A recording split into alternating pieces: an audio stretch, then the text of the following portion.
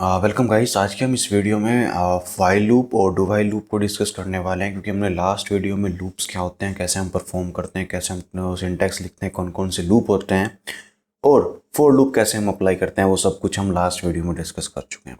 अगर आपने वो वीडियो नहीं देखी है तो आप हमारी यूट्यूब चैनल पर जाकर इस प्ले लिस्ट में इससे पहले वाली वीडियो को देख सकते हो और लिंक आपको उसका आई बटन पर भी मिल जाएगा।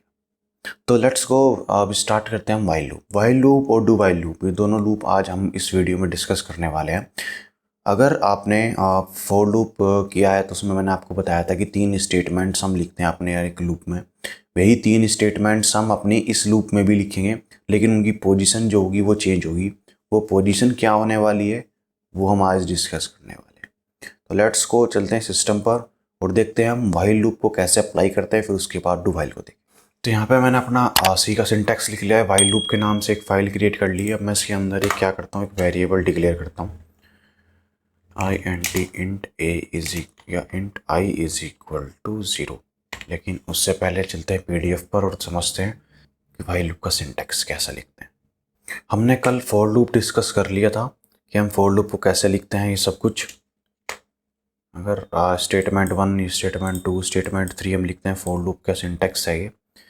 इसमें से स्टेटमेंट हम कहाँ पे लिखते हैं, स्टेटमेंट 1 से 3 तक तीनों स्टेटमेंट्स हम फॉर लूप के ब्रैकेट्स के अंदर लिखते हैं। तो आज की वीडियो में हम वाइल लूप में क्या करते हैं, स्टेटमेंट 1 आ जाएगी आपकी स्टार्टिंग में, स्टेटमेंट 2 आपकी आएगी यहीं पे ही जहाँ पे रहती थी वो, और लास्ट में आएगी आपकी स्टेटमेंट 3। ठीक है, जैसे यहाँ पर लिख रखी है ना 1 2 3, तो 1 कहाँ पे रह जाएगी, 1 ही है। जैसे कि यहाँ पे इंट आई आया है तो आई को डिक्लेयर कर दोगे इक्वल टू 0 लूप में, जैसे यहाँ पे किया है। उसके बाद आप यहाँ पे लगाते थे ग्रेटर देन या लेस देन वाली कंडीशंस।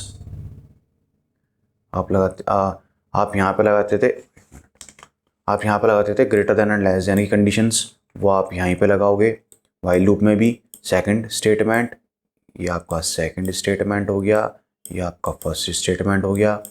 और इसके बाद आप यहाँ पे लगाते थे आई प्लस प्लस या आई माइनस माइनस, इंक्रीमेंट डिक्रीमेंट मैंने आपको बताया था, वही सब आप यहाँ पे लगाओगे। स्टेटमेंट 3 ये आपकी होगी है यहाँ पे लास्ट टाइम। तो वाइल लूप के जो ब्रैकेट्स बंद होंगे उससे जस्ट पहले स्टेटमेंट 3 लगती है। आई होप आपको वाइल लूप की स्टेटमेंट समझ में आ गई होगी। चलते हैं डेव पर और रन कर देखते हैं अपने वाइल लूप को कि हमारा वाइल लूप किस तरीके से काम करता है। अब देखो यहाँ पे मैंने लिख दिया int I is equal to 0, तो ये मेरी स्टेटमेंट 1 है। अगर मुझे कमेंट करना है तो मैं डबल स्लैश का यूज़ करूँगा और यहाँ पे लिख दूंगा स्टेटमेंट 1। तो स्टेटमेंट 1 हम लिख चुके हैं।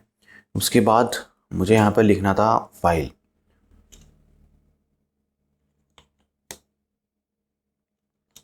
वाइल के मैंने ब्रैकेट स्टार्ट किए और यहाँ पे मैंने कंडीशन लगाई है आई इज लेस देन 10, और बाद में हम कर देंगे ब्रैकेट स्टार्ट और मैं यहाँ पर लिख देता हूँ प्रिंट एफ और डबल कोट में %d बैकस्लैश n कॉमा आई और सेमीकोलन। उसके बाद हम लिखेंगे आई प्लस प्लस सेमीकोलन, और इसमें भी मैं यहाँ पे लिख देता हूँ स्टेटमेंट आपकी है 3rd, सेकंड आपकी आएगी यहाँ पे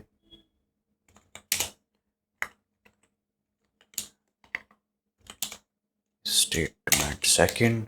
आई होप आपको समझ में आ गया होगा कि हम कहाँ पे स्टेटमेंट 1 लिख रहे हैं, कहाँ पे स्टेटमेंट 2 लिख रहे हैं, कहाँ पे स्टेटमेंट 3 लिख रहे हैं।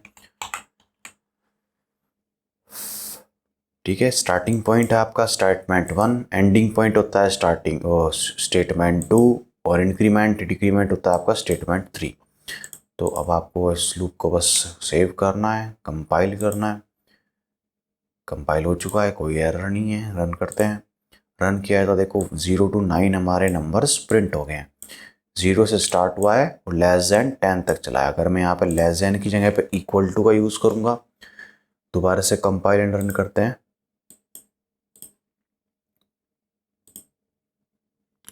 दोबारा से कंपाइल एंड रन करते हैं, तो मैंने कंपाइल एंड रन डायरेक्ट कराया तो इस बार देखो 0 to 10 आया, क्योंकि मैंने यहाँ पे इक्वल टू का साइन लगा दिया था। आई होप आपको समझ में आ गया होगा कि हम स्टेटमेंट्स कैसे लिखते हैं। तो अब हमारा व्हाइल लूप हो चुका है, स्टेटमेंट अब इसी तरीके से लगाते हैं। अब मैंने जैसे कि आपको फॉर लूप में कुछ वो आपको बताए थे कि हम इसके अंदर reverse number, even number, odd number जिस तरीके से हम पास करते थे, सेम वही तरीका यहाँ पे भी है। बस जहाँ जहाँ हमने स्टेटमेंट जो लिखी थी, अगर आप वही स्टेटमेंट लिख रहे हो तो आपका सेम लूप काम करता है। लेकिन इसमें एक चीज़ ध्यान देने की होती है कि अगर आपने एक आई प्लस प्लस लगाना भूल जाते हो तो आपका फोर लूप एक बार को आपको व्हाइल लूप आपको इस चीज़ की एरर नहीं देता है। अगर आपने स्टेटमेंट थर्ड मिस कर दिया है तो ये आपको एरर नहीं देगा, इस लूप को इन्फिनाइट बना देगा। जैसे कि अब मैं स्टेटमेंट 3 को मिस कर देता हूँ, यहाँ पे मैं इस लाइन को हटा देता हूँ या इसको मैं कर देता हूँ कमेंट, हो गई है। तो मैंने यहाँ पे कर दिया स्टेटमेंट मिसिंग, ठीक है। स्टेटमेंट 3 मैंने यहाँ पे मिसिंग कर दी है। अब मैं इसको कंपाइल एंड रन करता हूँ। अब आप मेरा अगर प्रोग्राम देखोगे तो इन्फिनाइट बन चुका है, देखो ये चलता जा रहा है, कितनी तेज़ी से जा रहा है नीचे। अब ये 0 0 0 0 चल रहा है। अब ये ऐसे चलता रहेगा कब तक, जब तक आप इसे रोकोगे नहीं। ऐसा मैं कि क्लोज नहीं करूँगा इसको। तो इनफाइनाइट लूप बन जाता है अगर आप लास्ट स्टेटमेंट नहीं लगाते हो। क्यों बना है ये? अब हमें 0 से 10 तक जाना है, लेकिन हम आई में कोई चेंज नहीं कर रहे, तो वो 0 ही रहेगा। वो 0 ही रहेगा तो कभी 10 से बड़ा नहीं होगा। अब 10 से बड़ा नहीं होगा तो लूप रुकेगा नहीं, लूप रुकेगा नहीं तो इनफाइनाइट बन जाएगा। इसीलिए हम आई में प्लस प्लस लगाते हैं ताकि वो चेंज हो और एक कंडीशन के बाद, एक टाइम के बाद वो इस कंडीशन को फॉल्स कर दे ताकि वो लूप रुक सकता। तो आई होप आपको इन्फिनाइट लूप कैसे बनता है, अगर आपका बन जाता है तो आपने क्या मिसिंग करा होगा वो ध्यान आ गया होगा कि आपने स्टेटमेंट 3 मिसिंग कर दी है। तो ये आपका हो गया व्हाइल लूप, यही सेम चीज़ इसमें है। अब आते हैं हम डू व्हाइल लूप पर। डू व्हाइल लूप आपका, पहले चलते हैं उस पर PDF पर, समझते हैं कि क्या क्या चेंजेस हुए हैं डू व्हाइल में और व्हाइल में। फिर हम यहाँ पे एक नई फाइल क्रिएट करेंगे और उसमें अपना डू व्हाइल लूप क्रिएट। तो ये था हमारा व्हाइल लूप। अब आप इसमें यहाँ पे आए हो तो यहाँ पे देखो आपने डू स्टेटमेंट पहले आ गई है, फिर यहाँ पे व्हाइल की कंडीशन लगी है, ठीक है। तो इसमें क्या है, ये आपकी स्टेटमेंट वन ही है, पहली पोजीशन पे ही है। एग्जांपल आपका स्टार्ट हुआ है i=0। फिर आपने अपना मेन कोड लिखा है डू के अंदर और लास्ट में लगा दिया डू के स्टेटमेंट थर्ड।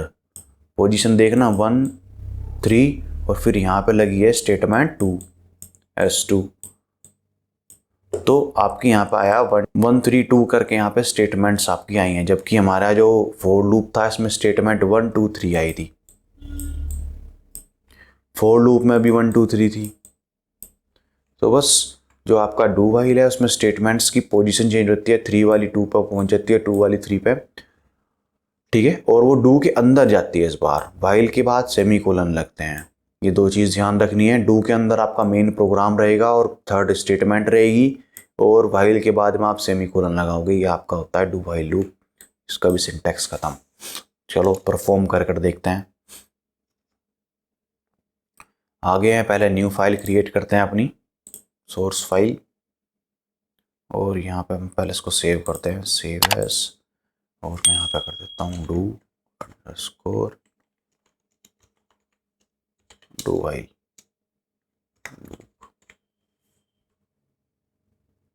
सी की फाइल है तो सोर्स सी की फाइल है तो हमने सोर्स सी लिख दिया है।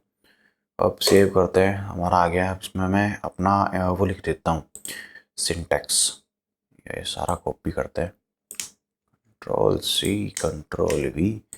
व्हाइल को डू व्हाइल बनाना है तो मैं स्टेटमेंट 1 की भी जरूरत पड़ेगी, इसकी भी जरूरत पड़ेगी, से हटा दो, यहाँ पे लगा दो सेमीकोलन। ये भी हटेगा, ये तो नहीं हटेगा, ये वाला हटेगा सिर्फ। यहाँ पे आ गया आपका सेमीकोलन। स्टेटमेंट 1 एंड स्टेटमेंट 2 आपकी पहले आप इस तरीके से लिख सकते हो। इसके बाद आप लगाओगे डू और ही लगाओगे कर्ली ब्रैकेट्स। डू के अंदर आप लिखते हो प्रिंट स्टेटमेंट या जो भी आपको टास्क करवाना हो वो सब कुछ। इसी मैंने यहाँ पे लिख दिया printf, और मैं यहाँ पे लगा देता हूँ %d सेम इसमें भी है, अगर आप इंक्रीमेंट डिक्रीमेंट नहीं लगाओगे तो ये भी इन्फिनिटी लूप बन जाएगा। तो मैं यहाँ पे भी अब सेमी कोलन लगाया और लास्ट में लगा देता हूँ आई प्लस प्लस।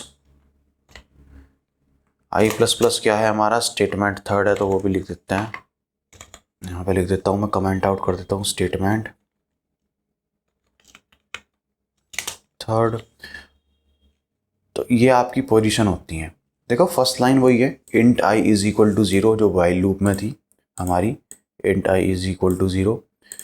जो नेक्स्ट लाइन थी वो हमारी डू से स्टार्ट हो रही थी, वो यहाँ पे हो रही है, और वहाँ पे हमारी वाइल में कंडीशन लग के वाइल स्टार्ट हो रहा था ब्रैकेट के साथ। यहाँ पे केवल आपका पहले ब्रैकेट स्टार्ट हो जाएंगे, बाद में आपकी कंडीशंस चेक होंगी। अब इसमें डिफरेंस क्या है कि अगर आप इसको कंपाइल एंड रन करोगे तो उसमें कुछ भी आपको डिफरेंस नज़र नहीं आएगा, सेम आउटपुट आएगा आपका। ठीक है, अगर मैं यहाँ पे कंडीशन थोड़ी सी चेंज करता हूँ कि अगर हमारा इक्वल टू लगा देते हैं, इक्वल टू 10 है तो ही हमारा लूप चलेगा। अगर मैं इसे कंपाइल एंड रन करता हूँ तो मेरी एक वैल्यू आई है 0। डिफरेंस देखना इसमें। अब मैं जाता हूँ अपने वाइल लूप के अंदर और मैं यहाँ पे भी सेम कंडीशन लगा देता हूँ, यहाँ पे मैं इक्वल टू कर देता हूँ उसको। अब मैं इसको कंपाइल एंड रन करता हूँ तो यहाँ पे कुछ भी आउटपुट नहीं है। डिफरेंस क्या है डू वाइल लूप में, वाइल लूप में डिफरेंस ये है कि जो आपका डू वाइल लूप है इसमें पहले आपकी स्टार्टिंग पॉइंट हो जाएगा और आपका डू वर्क करेगा, उसके बाद कंडीशन चेक करेगा। मतलब कि लूप वन टाइम आपका चल जाएगा, उसके बाद आपका वो कंडीशन को चेक करेगा कि कंडीशन ट्रू है या नहीं है। अगर ट्रू होगी तो आपका दोबारा चलेगा, नहीं तो आपका फॉल्स होकर बाहर आ जाएगा। तो डू वाइल लूप में और वाइल लूप में ये डिफरेंस है कि अगर आपको लूप्स को कम से कम वन टाइम चलाना है तो आप डू वाइल लूप का यूज़ करोगे। इसमें आपका कंडीशन चेक ही नहीं करेगा वो क्या कंडीशन आपने लगाई है, पहले एक बार चला देगा, जो आपका टास्क होगा वो हो जाएगा, उसके बाद वो कंडीशन को चेक करेगा। कंडीशन ट्रू होगी तो लूप को दोबारा चलाएगा, डू को दोबारा चलाएगा, नहीं तो उसको फॉल्स करके बाहर आ जाएगा। लेकिन वाइल में क्या होगा, पहले आपका स्टार्टिंग पॉइंट स्टार्ट होगा, उसके बाद आपका कंडीशन चेक होगी, अगर कंडीशन ट्रू हुई तो अंदर वाला पार्ट रन होगा, नहीं तो नहीं होगा। आई होप आपको समझ में आ गया होगा। अब इस वीडियो को यहीं पर एंड करते हैं। अगर आपका कोई क्वेश्चन होता है, कोई क्वेरीज होती हैं तो आप अपना हमें कमेंट बॉक्स में हमें कर सकते हैं, या इंस्टाग्राम पर या उस पेज पर फॉलो कर सकते हो, वहाँ पे आप लिख सकते हो, तो वहाँ पे हम आपका रिप्लाई ज़रूर करते हैं। आज की वीडियो में इतने रखते हैं। डू वाइल लूप और डू वाइल लूप, हमने इनके बीच में कंपैरिजन भी करते हैं कि क्या डिफरेंस होता है, सब कुछ मैंने आपको वाइल और डू वाइल के बीच में बता दिया है। तो आई होप आपको दोनों लूप समझ में आ गए होंगे। Thank you so much guys देखने इस वीडियो को देखने के लिए, और मिलते हैं फिर नेक्स्ट वीडियो में।